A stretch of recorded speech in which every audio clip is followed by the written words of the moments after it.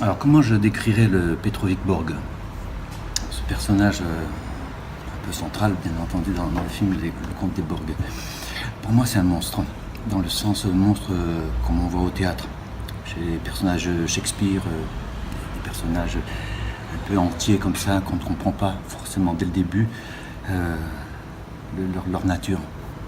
On peut en parler comme un animal, hein, parce que quand même, il se délecte de la chair des humains. Avant ça, c'est un homme, un père, voilà, avec une façon d'éduquer ses enfants à la dure. Voilà. Donc c'est un espèce de monstre un peu vicieux par moments. Il a un peu toutes les qualités et les défauts des êtres humains. Enfin, bien sûr résumé avec tout ce rapport à ses enfants, notamment avec son fils. Dans l'éducation, je ne sais pas trop le définir plus que ça, puisque vous savez, quand on interprète, on ne pense pas, on est le personnage Borg, voilà.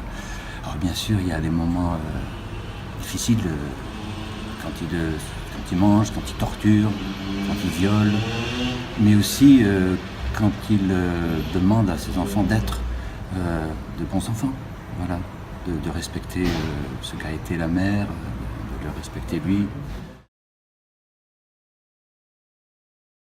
Il y a une scène qui a été assez compliquée, difficile, en tout cas il faut s'y mettre dedans, c'est la toute première scène qu'on a tournée, c'est la scène de la cuisine. C'est-à-dire que c'est une scène naturellement d'une famille qui se met à table, qui mange, mais juste avant on a eu nommé tout ce qu'on devait manger, et c'était uniquement de la chair, de la vraie chair, de la viande, fraîchement cueillie chez le boucher quelques heures auparavant par notre grand metteur en scène, Lucas. Voilà. Alors ça n'a pas été de mâchouiller de la viande, non. Mais c'était la toute première scène où on rentrait dans les personnages. En plus, elle était relativement assez violente, notamment de Borg donc mon personnage sur son fils. Et voilà, il faut s'y mettre dans cette énergie. Et en plus, elle avait un cadrage très serré.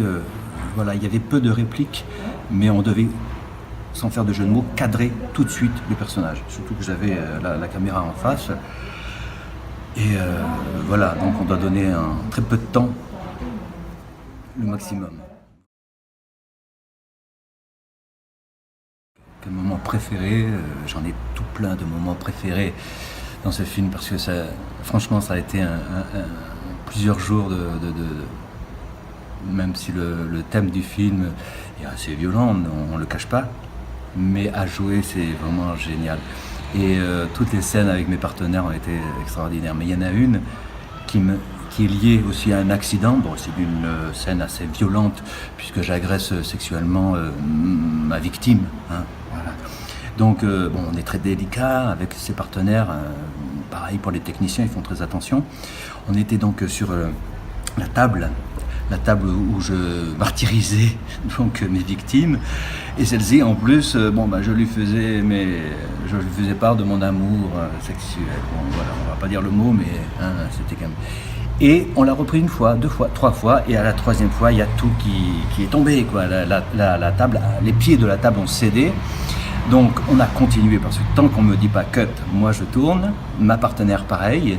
Ce qui fait que j'ai retrouvé, on a fini avec tous les deux, ma partenaire et moi, en plein vol. Je l'ai récupéré, la table qui s'est cassée la gueule, le cadreur qui continue à filmer tant qu'on n'entendait pas cut, et ça a fini par un grand éclat de rire. Et c'est vrai que c'est des petits moments que je raconte souvent à d'autres personnes, que j'ai, voilà, parce que c'est ça aussi le cinéma, c'est pas uniquement des prises de vue, apprendre le texte, jouer, c'est aussi des moments de jouissance, mais voilà, d'humour, de connade, de rigolade.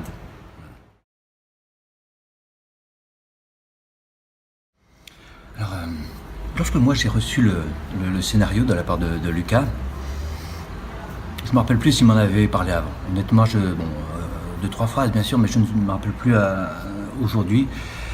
Alors, à la première lecture, je me rappelle, je l'ai lu à l'ordinateur, Mais il y a eu, mais je ne mens pas, il y a comme une, je me suis dit, il y a une filiation. Parce que nous, en tant qu'acteurs, on peut jouer peut-être plusieurs personnages, mais on a des filiations avec des personnages que l'on va interpréter, que ce soit au théâtre ou au cinéma. Il y en a qui sont plus proches que d'autres. Et celui-ci, au-delà du contexte ou du thème, qui est quand même le cannibalisme, il y a un personnage qui est quand même entier, qui est profond, qui est colérique, qui a de l'ironie, qui a des projections de la vie, façon de parler. Hein. C'est pas un film intello, mais bon.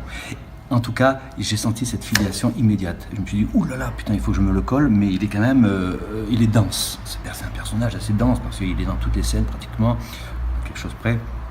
Et j'ai pas envie de me planter, on n'a pas envie. Donc, la première chose, ça a été ce mimétisme entre ce que je lisais et ce que je suis, je pense.